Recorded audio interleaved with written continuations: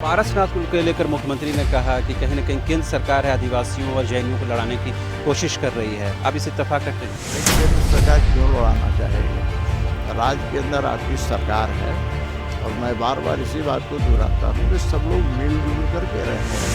यही देखिए, जैन समाज का भी आस्था है और हमारा आदिवासी समाज का भी आस्था है।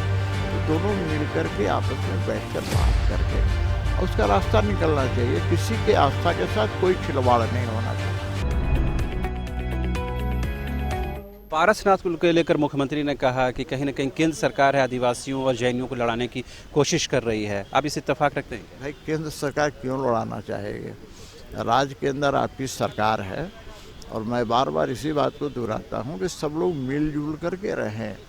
भाई देखिए, जैन समाज का भी आस्था है और हमारा आदिवासी समाज का भी आस्था है। तो दोनों मिल कर के आपस में बैठकर बात करके उसका रास्ता निकलना चाहिए। किसी के आस्था के साथ कोई खिलवाड़ नहीं होना चाहिए, चाहे कोई भी धर्म हो, कोई भी जाति हो। आस्था आस्था होता है, तो आस्था के साथ खिलवाड़ नहीं होना चाहिए। ना आदिवासियों के आस्था के साथ खिलवाड़ होना चाहिए, ना जैनियों के आस्था के साथ। सवाल सर, कल धनबाद में एक कार्यक्रम था जिसमें राज्यपाल साहब मौजूद थे। उस दौरान उन्होंने अवैध खनन, कोयले के अवैध खनन को लेकर बड़ी चिंता जताई कि इस पर क्यों नहीं लगाम लग पा रही। ये लग रहा है कि बहुत मेजर इशू है झारखंड में, इसका हल होना चाहिए। देखिए, कोयले का अवैध खनन एक बहुत बड़ी समस्या है।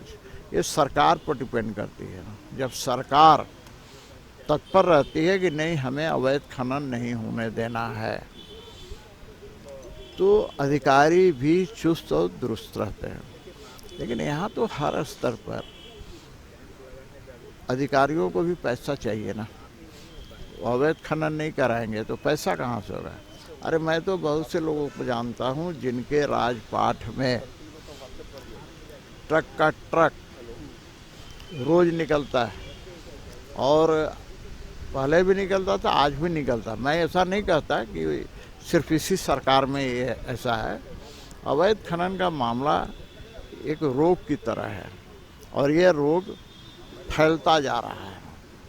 तो सरकार यदि वाकई में इसके प्रति जागरूक है, संकल्प है कि हम अवैध खनन नहीं होने देंगे, तो सरकार चाह जाएगी तो कोई अवैध खनन नहीं होगा।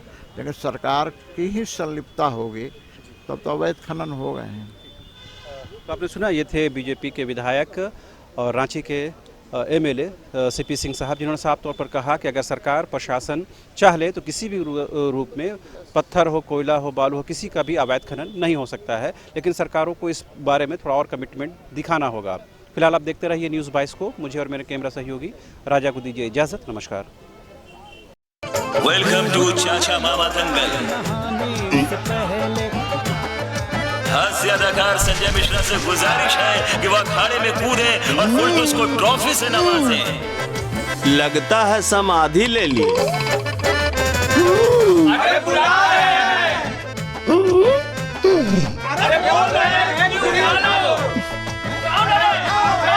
टॉप टेक सीमेंट, जो जोड़े तो छोड़े नहीं, मजबूती ही हमारी पहचान।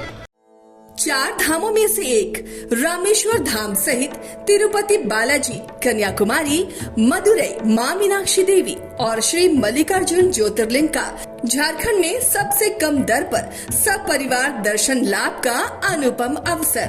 संपर्क करें माँ कामाख्या धार्मिक रेल यात्रा, केसरी नर्सिंग होम, टहला तल्ला, पिस्का मोड़, रांची।